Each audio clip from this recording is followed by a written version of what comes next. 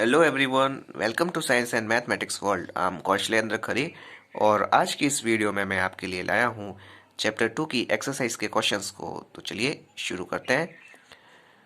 इस पहले क्वेश्चन में लिखा हुआ है a solution turns red litmus blue, its pH is likely to be. अब इसमें हमें बताना है कि एक ऐसा सॉल्यूशन है जो कि रेड लिटमस को ब्लू कर देता है। अब इसकी पीएच कितनी होनी चाहिए? जैसा कि आपको पता है कि जो पीएच होती है वो 7 जो होती है वो किसकी होती है? वो न्यूट्रल की होती है। और 7 से जो कम होती है वो एसिडिक के लिए होती है, और 7 से ज़्यादा होती है वो होती है बेसिक सॉल्यूशंस के लिए। अब इसमें कह रहे हैं कि रेड लिटमस को ब्लू बना देती है। तो रेड लिटमस को ब्लू बनाने वाला जो काम होता है वो आपका बेसिक सॉल्यूशंस ही करते हैं। तो इसका मतलब है जो सॉल्यूशन लिया गया है वो बेसिक है, और बेसिक की सॉल्यूशन होती है 10। इसका मतलब है आंसर डी जो है वो आपका सही है, राइट आंसर है। तो ये हमारा आंसर डी जो है वही होगा जो रेड लिटमस को ब्लू करेगा। तो चलते हैं सेकंड क्वेश्चन पे। सेकंड क्वेश्चन में लिखा हुआ है a solution reacts with crushed eggshell to give a gas that turns lime water milky. एक सॉल्यूशन है जो कि क्रस्ट एक्सेल माने जो एग्स के शेल होते हैं, जो एग का सफ़ेद भाग होता है उसको एग शेल बोलते हैं।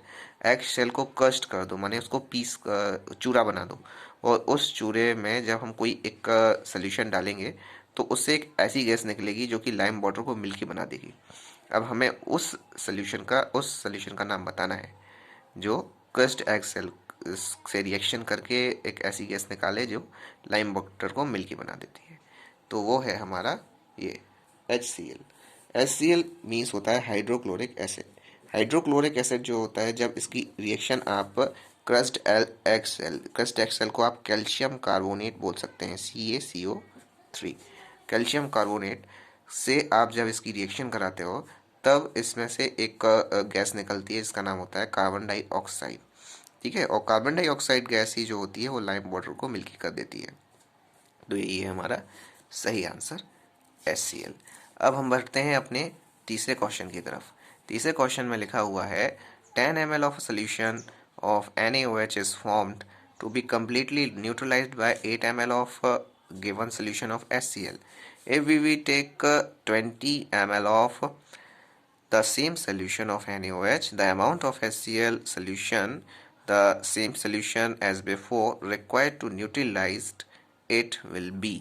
अब वो कह रहे हैं कि हम जब 10 ml सोल्यूशन लेते हैं NaOH का तो वो काफ़ी होता है न्यूट्रलाइज करने के लिए 8 ml ऑफ HCl को न्यूट्रलाइज कर देगा वो जो 8 ml है यदि हम 10 ml लेते हैं तो अब वो कह रहे हैं यदि हम 20 ml NaOH ले लें तो अब वो कितने सोल्यूशन हम HCl का लें जो उसको न्यूट्रलाइज कर देगा। तो इसका आंसर बताना है। अब जैसे तो सिंपल सी बात है कि जब हम 10 ml लेते हैं तो 8 ml वो न्यूट्रलाइज हो जाता है। अब हम 10 को डबल कर रहे हैं, 20 कर दिया हमने यहाँ पे। जब 20 कर दिया है तो अब जो 8 है वो भी डबल हो जाएगा, 8 से हो जाएगा 16। तो हमारा जो 16 है वह हमारा सही आंसर है, 16। तो ये था हमारा थर्ड क्वेश्चन। अब बढ़ते हैं फोर्थ क्वेश्चन की तरफ। फोर्थ क्वेश्चन में लिखा हुआ है which one of the following type of medicine is use for treating indigestion. इसमें हमें बताना है कि हमें इनडाइजेशन जब मतलब पेट खराब हो जाता है, डाइजेशन सही से नहीं हो पाता है, तो उसमें कौन टाइप की मेडिसिन हम लेते हैं। अब इसमें ऑप्शंस दिए हैं एंटीबायोटिक, एनल एनाल्जेस्टिक और एंटासिड और एंटीसेप्टिक, इस टाइप से दिए गए हैं। तो इसका आंसर है एंटासिड, एंटासिड सी।